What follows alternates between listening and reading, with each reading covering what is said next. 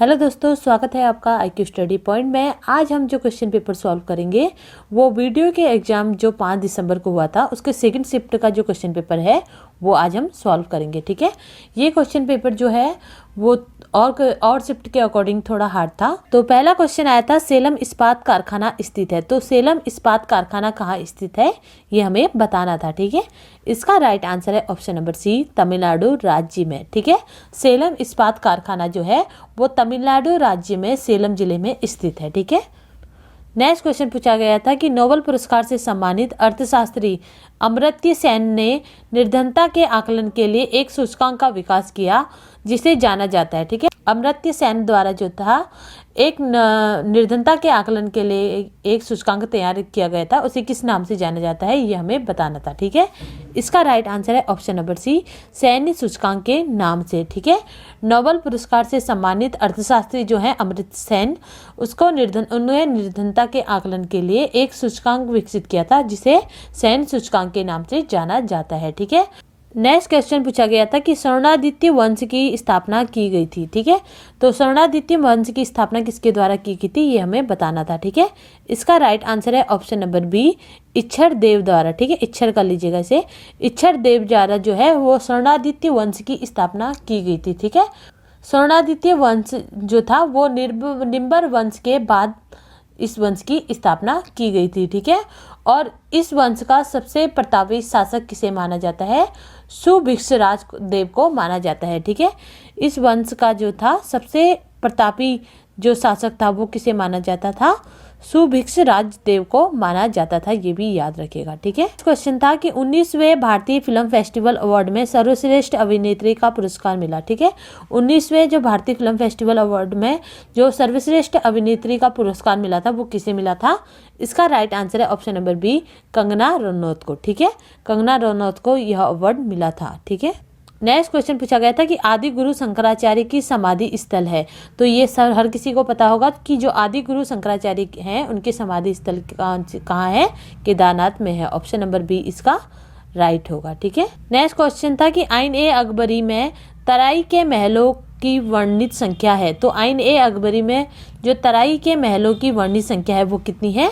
21 है। Option number सी इसका right होगा। ठीक है, आइन ए अकबरी में तराई के 21 महलों की वर्णित संख्या है। ठीक है, और आइन ए अकबरी जो है वो अब्दुल फजल द्वारा रचित एक अकबरनामा का ही एक भाग है। ठीक है, नेक्स्ट क्वेश्चन पूछा गया था कि निम्न में भूतापीय ऊर्जा उपयोग करने में प्रथम स्थान पर स्थित देश है।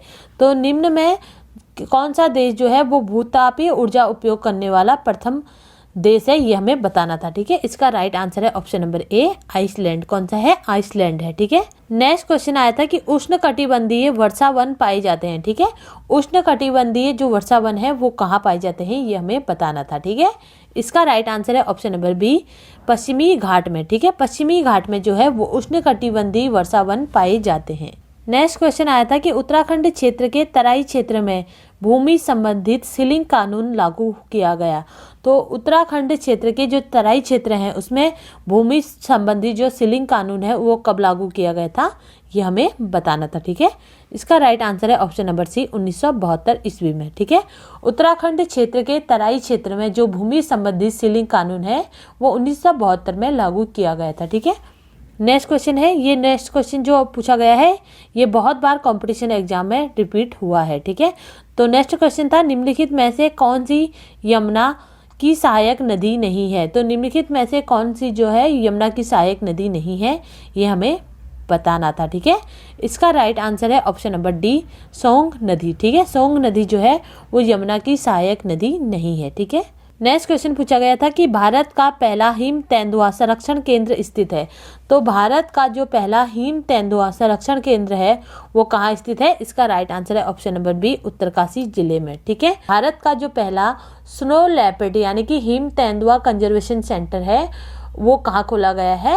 उत्तरकाशी जिले के गंगोत्री नेशनल पार्क जो है उसके प्रवेश द्वार के भैरव घाटी व लंका के बीच में खोला गया है। ठीक है, नेक्स्ट क्वेश्चन है निम्न में से बंधु नामक मासिक पत्र का प्रकाशन किया था। तो निम्नलिखित में से जो बंधु पत्र का जो संपादन था वो किसने किया था? इसका राइट आंसर है option number D, Ram Singh Dhoni ने। ठीक है, नेक्स्ट क्वेश्चन पूछा गया था कि 1824 ईस्वी में सिपाहियों की कौन सी रेजिमेंट ने समुद्री मार्ग से म्यांमार जाने के लिए इनकार किया। तो 1824 में सिपाहियों की वो कौन सी रेजिमेंट थी जिन्होंने समुद्री मार्ग से म्यांमार जाने के लिए इनकार किया था।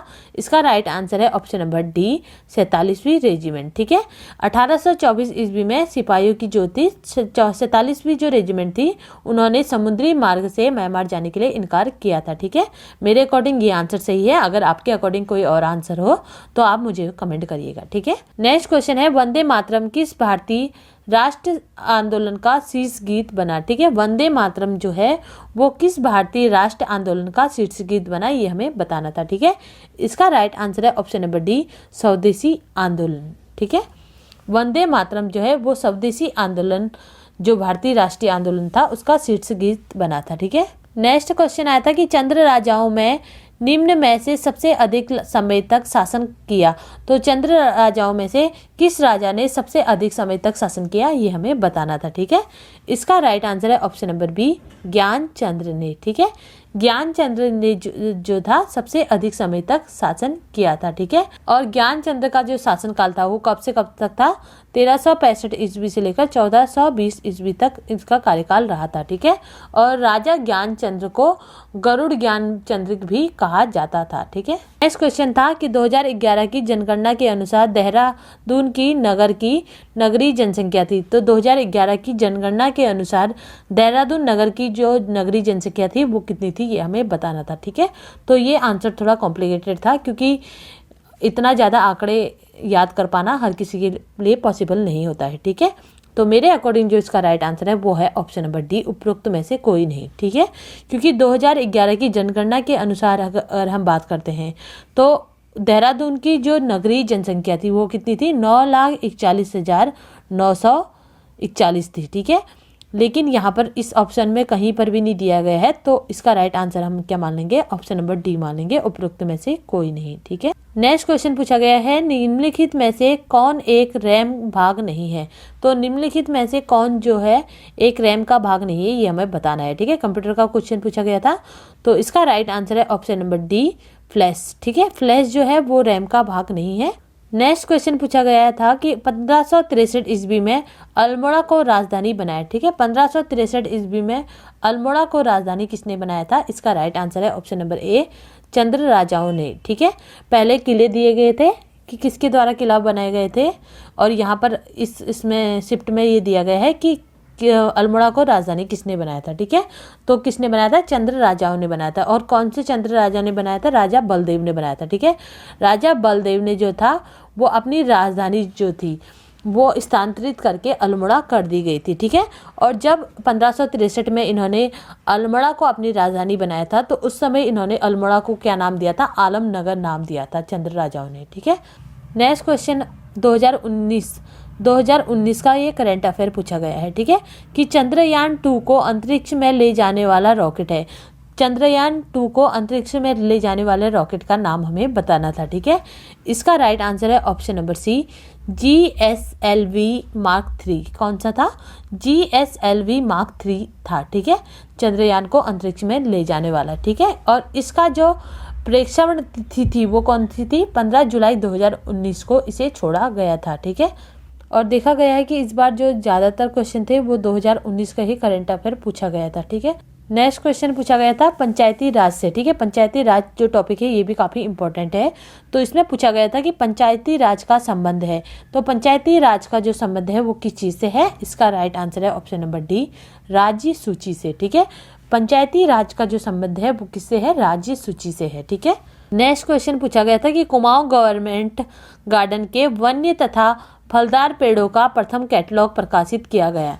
तो कुमाऊं गवर्नमेंट गार्डन के वन्य तथा जो फलदार पेड़ हैं उनके जो प्रथम कैटलॉग प्रकाशित किया गया था वो किस वर्ष प्रकाशित किया गया था, ये हमें बताना था। ठीक है, इसका राइट आंसर है ऑप्शन नंबर सी, 1995 के बीच में जो था वो वन्य तथा फलदार पेड़ों का प्रथम कैटलॉग प्रकाशित किया गया था। ठीक है, मेरे अकॉर्डिंग ये आंसर सही है।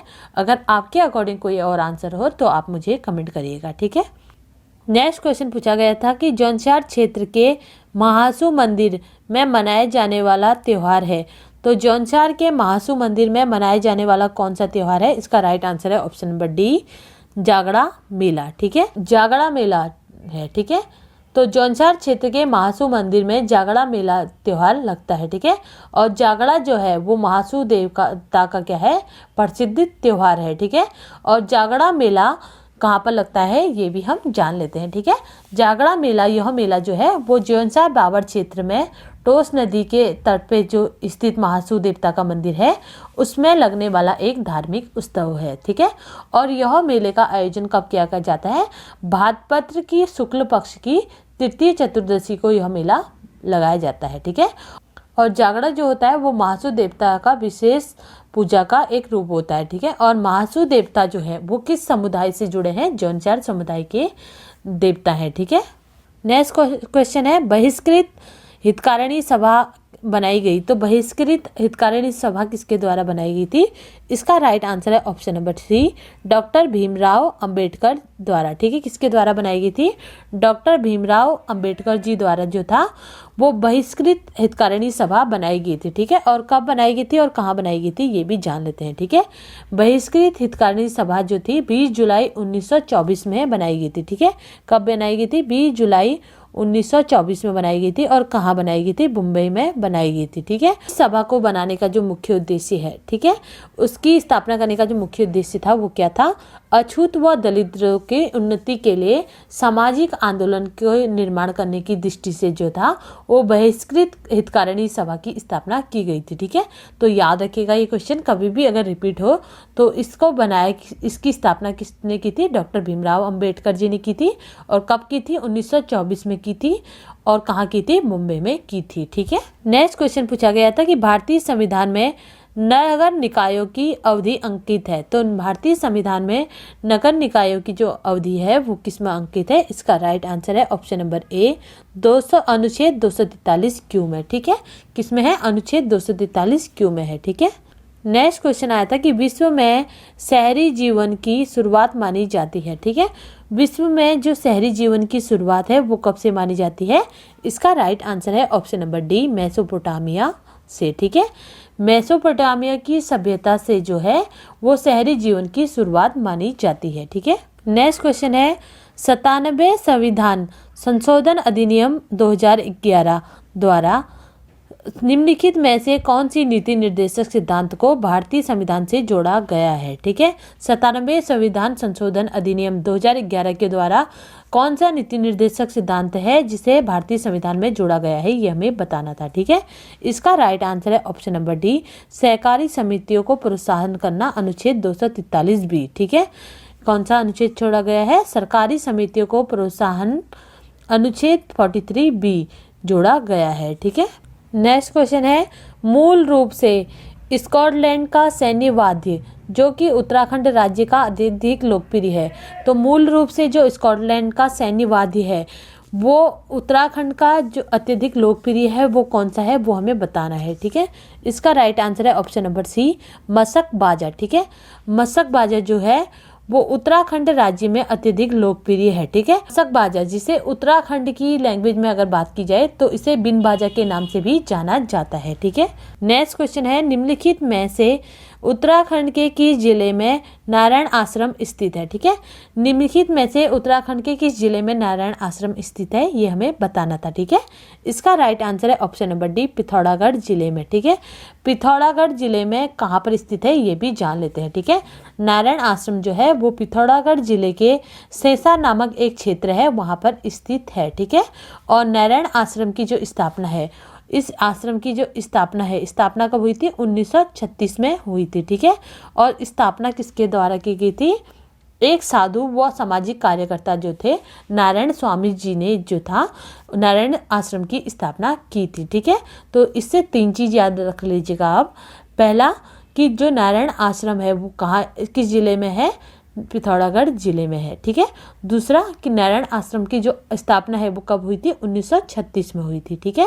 एक साधु और सामाजिक जो कार्यकर्ता है नारायण स्वामी जी ने निभाई थी, ठीक है। नेक्स्ट क्वेश्चन था कि प्रधानमंत्री ग्राम सड़क योजना PMJSY की शुरुआत हुई, तो प्रधानमंत्री ग्राम सड़क योजना की जो शुरुआत है वो किस प्रधानमंत्री के कार्यकाल से हुई थी, ये हमें बताना था। ठीक है, इसका राइट आंसर है option number B, Atal Bihari Vajpayee ji के कार्यकाल से। ठीक है, तो ये सभी जानते हैं कि जब अटल बिहारी जी का कार्यकाल चल रहा था तो तभी ज्यादातर सड़कों का निर्माण हुआ था। ठीक है, और इस जो PMJSY की जो शुरुआत है इस योजना की, वो कब हुई है? 25 दिसंबर 2000 में हुई थी इसकी शुरुआत। ठीक है, इस क्वेश्चन से आपको पहला क्वेश्चन तो ये याद रखना है कि प्रधानमंत्री ग्राम सड़क योजना की जो शुरुआत है वो किस प्रधानमंत्री के कार्यकाल से हुई थी? अटल बिहारी वाजपेयी जी के कार्यकाल से हुई थी। ठीक है, दूसरा आपको याद रखना है कि प्रधानमंत्री ग्राम सड़क योजना है उसकी शुरुआत कब हुई थी? 25 दिसंबर 2000 से इसकी शुरुआत हुई थी। ठीक है,